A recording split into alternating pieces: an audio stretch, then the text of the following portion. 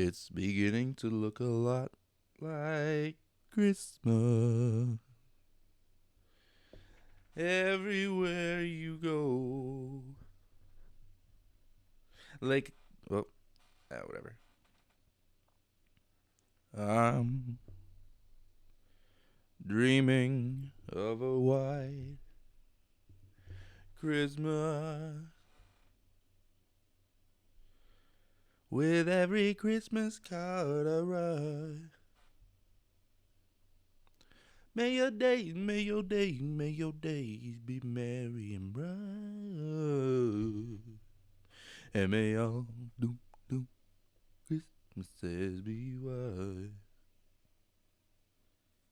Oh, well, yo, some of the Christmas songs on the radio suck. Simple as that. Suck. And you're welcome. A little serenading, you know. Santa Claus is coming to town. That Bruce Springsteen. Santa Claus is coming to town. Not that good either. Like, it's good once. Like, you listen to it once, and that's it, you know. I mean, Christmas music is all just, like, the same 12 songs, just on a loop, but, like, different people singing them.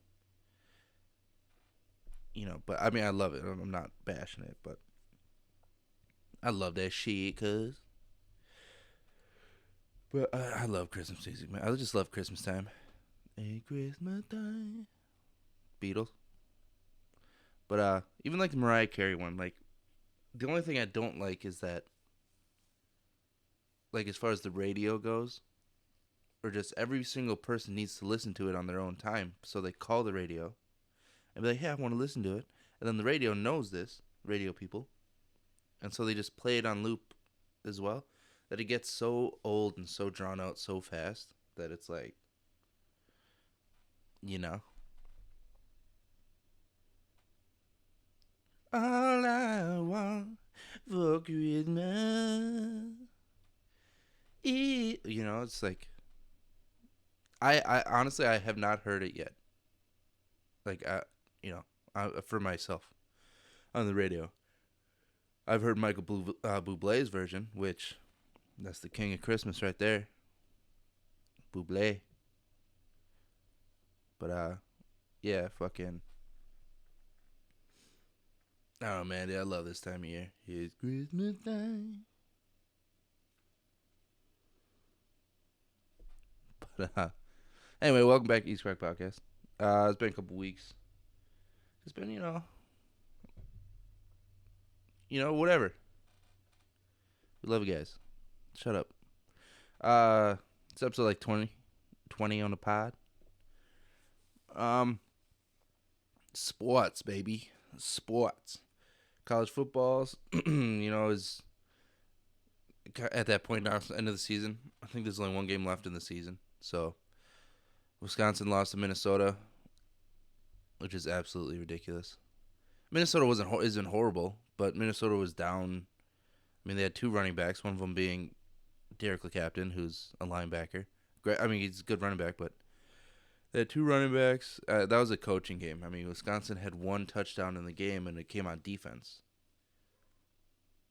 I mean, they started out the game. With that targeting call, which was literally the first play of the game, which is horrible. That's a horrible call. I mean, how do you stop yourself? Whatever, leading with your shoulder, anything like that should be maybe crown of the helmet, or to their crown of the helmet, I guess. But I don't know. I don't agree with it, and I always thought that there was like a warning, like you had your targeting call. I forgot. I thought that was the rule. It was like you had your warning, and then you had the ejection. Because it's so, like, sometimes you just can't help it. Now, like, hitting a defenseless receiver, that should be cause for. They should reevaluate some of that stuff, because, like, hitting a defenseless receiver or something like that, or like an uncatchable ball, or protect the quarterback. I'm okay with the quarterback calls for the most part. I agree with, like, no, like, diving at the, like, below the shins kind of a thing, and the hands to the face. I mean, they have helmets on, you know. But the quarterback's in there. The quarterback, I mean, every single person needs to be able to take a beating. That's what you sign up for. It's gonna happen. So, but I'm not saying that was a huge factor in the game for Wisconsin because it was their offense that was lacking, in my opinion. I mean, in everybody's opinion. They did not score. I mean, they had good drives. Ever since the first drive of that game, it was like a 10-minute drive. Took up all of the first quarter into the second quarter, and they get a field goal out of it. Or was it a turnover? Either way, unbelievable. No, I know they got in the red zone. I think they only got a field goal out of that, which made it I think 10-0 at the time or 10-7. But now Wisconsin. I mean, good for Minnesota. The only thing is, I mean, Wisconsin needed to win that game to be in the Big Ten championship, and Minnesota just needed to beat Wisconsin to stop them and then Iowa gets in. Like, it's just stupid. And then Michigan beat Ohio State, which good because fuck Ohio State. Everybody probably agrees with me, except for maybe 2 people that I know that are Ohio State fans. But Ohio State sucks. Nobody likes Ohio State. I'm glad they lost. But they'll probably still be in the playoff picture because that's just the way it is. It's all rigged. Who's got the bigger fan base? Let's put them in the top 5 or the top 4 for the playoff. Blah, blah, blah, blah, blah. It'd be really nice to see, like, Oklahoma State and, like, Cincinnati in the final. Like, 2 completely different teams, undefeated teams, still in Power 5 school teams. And bam, instead of fucking Alabama and Clemson, whatever. I'm just saying. I'm over that shit. I think everybody is. If I asked for anything for Christmas, it'd be that. So Santa. Santa baby. That song sucks too. So hurry down the chimney tonight. That song horrible. Also, I'm not a fan of the I Want a Hippopotamus for Christmas song. Now I want a hippopotamus for Christmas. Like, maybe once, I'm telling you. Like, maybe once on the radio. Give it to me one time, Give it to me one time. And that's it. That's it. Give me anything Bublé on repeat. I don't care. Bublé's great. One Mariah Carey song. Like, once every 2 weeks, you can throw Mariah in there. But give me more like Pentatonics. Give me some Ariana Grande. Give me some Lil J Beebs. You know what I mean? Some Sinatra. Some Dean Martin. Like Bing Crosby. Dreaming. That's what's kind of nice. It's like it's the same songs, but like there's different versions that are good. It's nice. But anyway. Yeah, so playoff picture's looking good. College football's coming up. It's wrapping up now. Last few games of the season. Georgia's still number 1. They're the heavy favorites. Heavy favorites to win it all, which I would agree. Don't really care now, though. It'd be interesting to see, like, how it shapes up. I mean, they rig it anyway. It doesn't matter. Rigatoni, it doesn't matter. Linguini. Big thing in the news, though, is that there's a player lockout or for Major League Baseball for the first time in like 26 years, something like that. But basically, what that means is that there's like no baseball anything. There's like until the I think it's the Players Association, the Major League Players Association or whatever, until they can come in agreement with all the owners on whatever the fuck. That there's going to be no baseball anything. So no trades. You can't even go into your facilities and like work out. Like nothing. You can't talk. Like there can't be any like I think it's owner player or whatever. There's just no baseball anything right now until they come to an agreement on payouts, season, whatever. This almost happened. The first time in like 26 years or whatever. This almost happened last year with the COVID year, but they ended up agreeing on like that 60 game season. It's similar. It's all these. It's little things like that. I can't remember exactly. I'm not sure exactly what it was this time. So basically, the economics of it all, You know what I mean? The economics is any kind of player negotiations as far as like um retirement or what is that called? Attrition. Is that natural attrition? So like people retiring, all these things like because players don't get played, they don't get paid in the off season because there's no games and there's no technically, right? So as far as like any new deals, any of this stuff, like the last time, it was I think the last time it was like in 2016 or something like that that there was like it was like negotiations between the owners and the players association, because the players association like, it's basically like a union, so they're gonna come in. It's like I don't know if contracted or whatever is right the word, but is the right word. But like basically they come in. It's like okay, we got guys retiring. We want to know what players are gonna get when they're on the road as far as like per diems and like all this stuff, all this money negotiation stuff, right?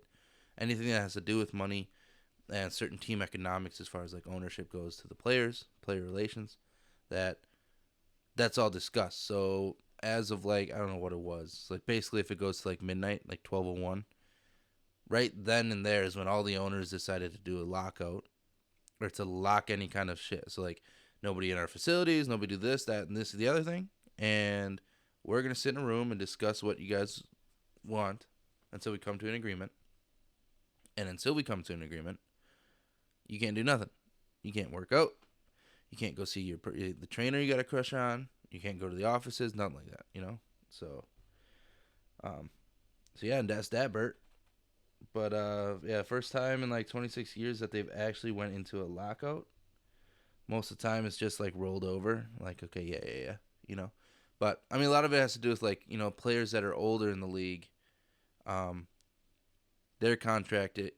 Everybody wants to get paid in their 20s more because that's when they're more in their prime, right? So like all these negotiations like have to come up.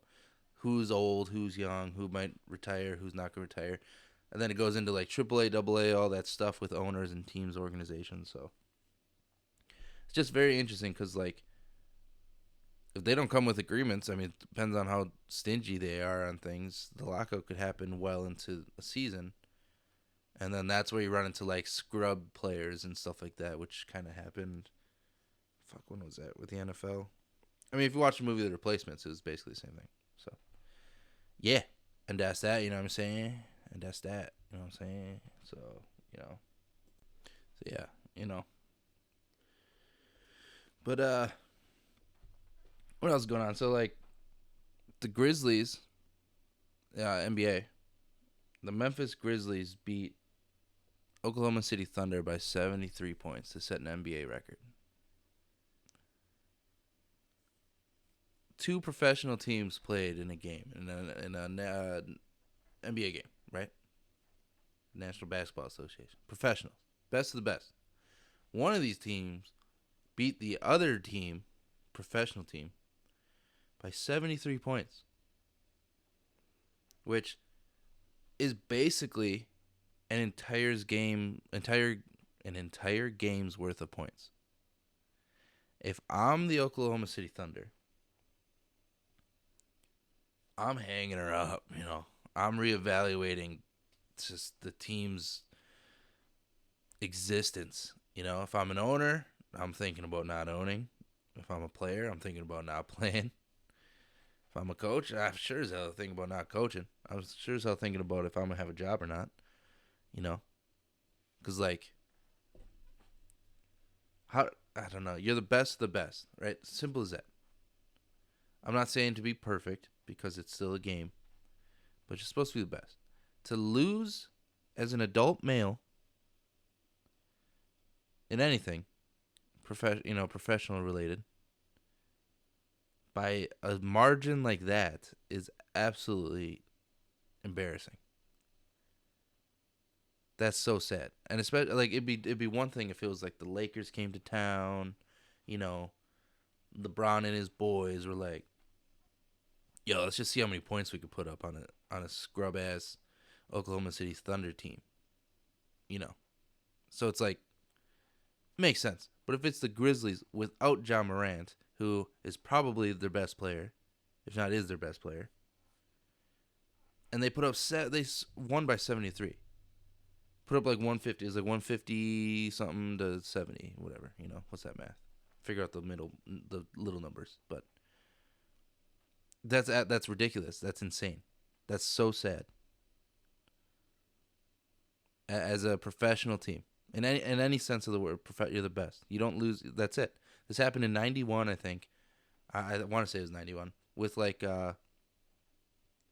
the Cleveland and the Miami Heat. I think is what it was. I think Cleveland came to town back then and they won by like 60, which is still pretty crazy. And in '91 too, which I guess wouldn't be unheard of because they're still putting up big numbers in the '90s, but it's like '80s and '90s. But that's ridiculous. How many years is that? 20 years? 30 years? That's insane. That's so embarrassing for a team. Oklahoma City Thunder. Like, I really think if it's me, I'm disbanding the team.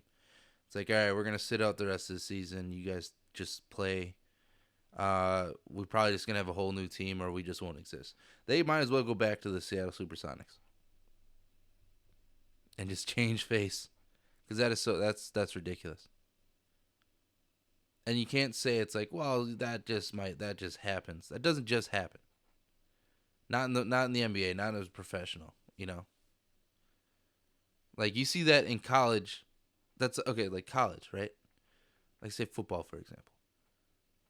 You see teams like Alabama versus New Mexico State. Alabama's gonna win that game. It's still same college, Division I college, but there's tiers to it. Alabama's gonna win that game 63-7 if they get lucky, right? Big margin. You're gonna see that, okay? It's expected. NBA, yeah, that's not expected. NFL, that's not expected. The NFL might have a team where it's like, wow, they really kicked the shit out of somebody, 56-23, and that's a big margin in the NFL. But it's like, it's different. You don't have in the NBA the point changes or the lead changes and all that stuff. There's like, it's higher ratio or higher percentage to score points than it would be in the NFL. You don't have 90 feet. You can't inbound the ball on one end and the other. Well, I guess you could Hail Mary it, I guess. But it's like, I don't know. Anyway, it's not likely in the professional. Basically, what I'm saying is, if you're a professional and if you lose by that much, you suck and you should not have a team anymore. You should not be part of the team. You should get kicked out. You lose by 73 points to two no-name teams, basically. Not, I wouldn't say no, but they're professional. They're the only superstar team in the NBA is the Lakers. That's why I said the Lakers. But that's just stupid. It's just unbelievable to lose by 73 points to the Memphis Grizzlies without their best player. How bad do you have to be? I don't know, man. I know a couple high school teams that could probably put up more points or to do a lot. That's high school. College too, man. Same in college. College basketball is probably one of the better. That's why everybody loves March. It's so competitive, anything can happen, But speaking of March, might go to Vegas. We talk about going to Vegas, bet on some games. But they just in Green Bay, they just at the casino, they just opened up sports betting at the casino. So I kind of want to check that out. Not that I have the means, but it'd be kind of fun. That makes any game you can watch. Freaking Bowling Green versus, whoever. Nobody versus nobody, and it makes the game. It would make it way more interesting if you have a little bit of money on that. You know what I'm saying? But yeah, dude. NFL season still going all right, dude. Still going. Packers beat the Rams, which was the Packers defense looked very, very good.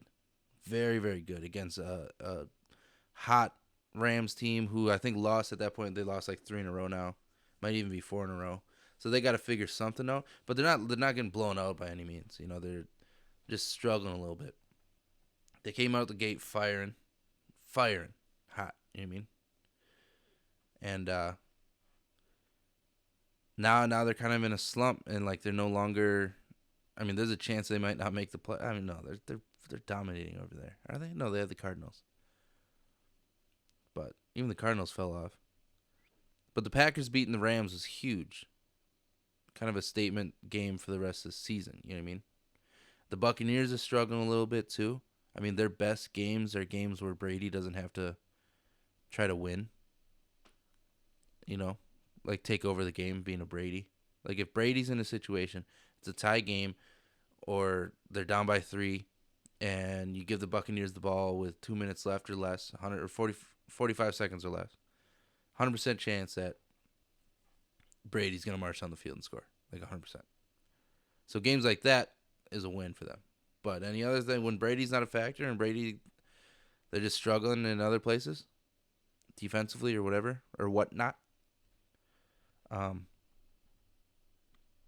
Buccaneers just been struggling. They're not going to win, and the Rams not too. And the Rams are really good. I mean, Odell finally had a game for the first time all year last week against the Packers, and the Packers defense isn't anything great, in my opinion. But they managed to beat the Rams. And offensively, I think they didn't even have Aaron Jones. AJ Dillon is a work. AJ Dillon, dude, I love AJ Dillon, man. AJ Dillon is that ground and pound kind of, power eye running the ball, kind of, 3rd and 1, guaranteed first down kind of back, and you don't see that too often. Even like Derrick Henry, he's a monster. He's a giant back there, who's hurt, but even Derrick Henry, that's not necessarily guaranteed. He's like a weird. He's such a hybrid. He's just a giant muscle freak of a man, where he can get outside, stiff arm. He's not necessarily between the trenches, kind of a run you over kind of guy, because he'll make a move and bounce to the outside and he's going. Being 6'3", like 260, solid muscle. Where AJ Dillon is more of like just thick ass thighs, and just shoulder, head, not necessarily head down because that's bad, but just lower your shoulder and just push and get through. And he doesn't really make the move. He's got good hands for a running back, kind of like Leonard Fournette in a sense, who would rather run through you than around you. Like that's just ground and pound football. That's the shit everybody loves, man. We need more fullbacks. We need more stuff like that. We need more power eye, run the ball. And A.J. Dillon does that. And he's pretty effective in the pass game, too. And he's shown that last few weeks, especially with Aaron Jones' absence in the offense. I mean, Aaron Jones will probably he'll have more reps this next week, now that they have the bye week. And then coming up, he's going to have way more reps again. But that's such a dynamic, like, 1-2 punch. Like, that's a great handcuff. Either one of them could be the other one's handcuff. It's kind of like Mark Ingram and Alvin Kamara. Alvin Kamara's out right now for the Saints, but Mark Ingram's like their ground and pound guy, and Alvin Kamara can still run between tackles, but he's a make a guy miss kind of guy, or he's more effective in the pass game, catch and run, screen game. Zeke is good, more in the screen game than anything, but they don't use him like they did in Ohio State, in my opinion. And he's not the same like he was in the house. Obviously, he got fat, but now he's in better shape. I thought they would have been a lot better. He still does okay, but that's a pretty good punch down there too in Dallas with Zeke and the fuck's that guy's name? Porter, some shit. Pollard. No, it's not. You need that handcuff, man. Packers had it, with James Starks too. He was a great handcuff, great in the pass game. He could get outside, and then between the tackles, they had like Ryan Grant and whoever else, insert running back here for a time. Like every year was somebody different, it seemed like. Eddie Lacy when he came. More between the tackles kind of guy. Then he got Cheeseburger Eddie, and then he got a little more definitely between the tackles, if anything between the guards. And he tried to spin. He still had like that famous spin move and shit, but Cheeseburger Eddie he was more like the ground and pound guy. And then they had their handcuff with James Starks, and then eventually like Aaron Jones came into the picture, and it's kind of nice. It's always nice to have two running backs have have opportunities are endless, and especially if they both can do a little bit of both, like what Green Bay has this year. That's what's scary for me. Not Aaron Rodgers, not Devontae Adams, who's the best receiver in the league, and it's been proven now with again that win against the Rams. Jalen Ramsey couldn't cover him. Um, but to have a running back duo like that, the guys in the box, linebackers, you got to bring safeties down to help in the pass game on like Aaron Jones, even AJ Dillon. Now you got to bring guys to like spy him and keep an eye on this guy because they'll run, throwback screens and all this shit that it's like that's what's more scary to me for these teams than Rodgers and the pass game. And then Green Bay's defense is they're finally clicking. They're looking good. I mean, I think they're one in the right now anyway, so it's like they're looking real good, you know. But yeah, shit, Um, I hope everybody had a good Thanksgiving. You know, I had to work, but it was good. We get paid like double time and a half for work and holidays, so it was kind of nice. It should be a good paycheck, by my place. But hope everybody had a good Thanksgiving. It's Christmas time now, so best time of the year. I drew my brother Adrian for Christmas. We pulled names, and he's okay to shop for, but he's just so picky. He's kind of like I never want anything for Christmas. I don't care if I don't get anything. I really don't. I love buying stuff for people, but brother Adrian, he's so picky. He's so picky, but he's also not picky. Like he has so many like little knick-knacky things, like things that he likes and stuff like that he just buys himself. Like I want it, I'll just get it. I want it, I got it. And so he'll just get it, and then it just makes it difficult because like I don't know what he all has, and I would rather just be told, hey, I need this, so I can get him that, and then I can get him something else.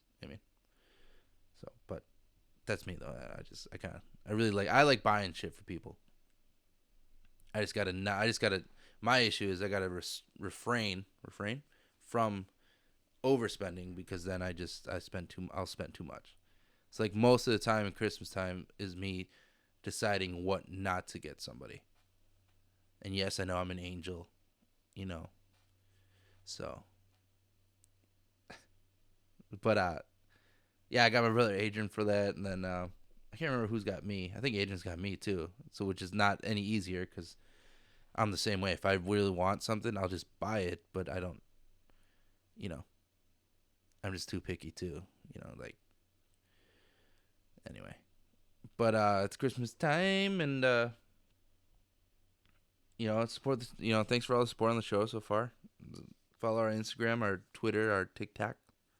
Instagram, Twitter, especially Instagram especially. East Krok Podcast on all social platforms there. If you're listening and you'd rather watch, we do put the videos out on YouTube, the podcast on YouTube.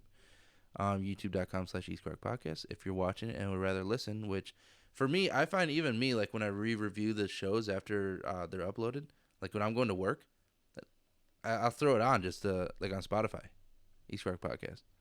And it's really nice it's something different, that I found like with podcasting. There's a couple out there that I'll listen to, but it's like it's such a change with like just radio or just playing music, on my phone or whatever into the vehicle. So Bluetooth, I'm fancy like that. And but the podcasts are just nice. So if you're watching, you'd rather listen, or if you listen, thank you. But yeah, Spotify, iTunes. Whoa. Spotify, iTunes, and